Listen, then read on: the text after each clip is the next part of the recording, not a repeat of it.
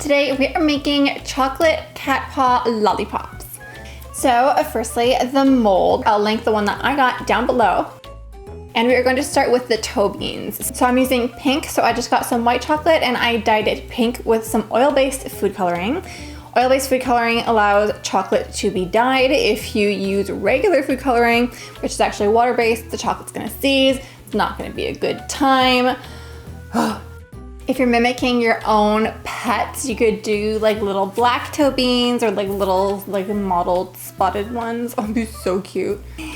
What do your toe beans look like? Your toe beans look like just fluffy. We can't see them because you are overdue for a groom. Oh my god. I cannot reference my children's toe beans. Yeah, you're like, mommy, stop it, mommy. There's your face. And then on top of that, I am adding some more chocolate. I'm using white chocolate, but I want to add a little surprise to these little paws. So you can either fill it up the whole way, or for the surprise, we're gonna pour just enough chocolate to cover the toe beans and then let that set, because we still want like the face or like the surface of the feet to look nice and pretty and even. And then I'm gonna fill it the rest of the way with white chocolate. And then I'm going to add some Rice Krispies into one and some mini marshmallows into the other. Rice Krispies in chocolate gives a really nice, like crunchy and kind of light texture to the chocolate. So I highly recommend.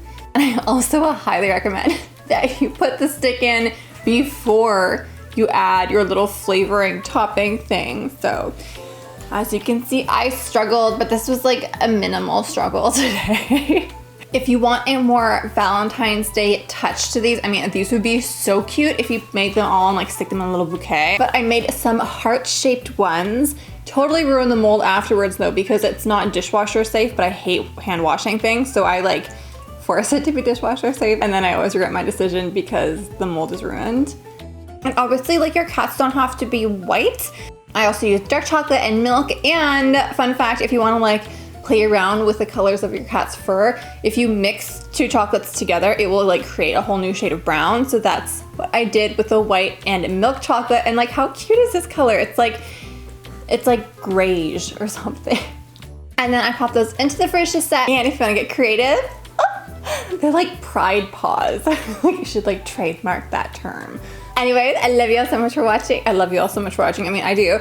I will see you guys on Saturday for a new video. Bye! Paddington is tired. It's time for bed. It's time for bed. And heart lollipops are linked below if you want to see that version.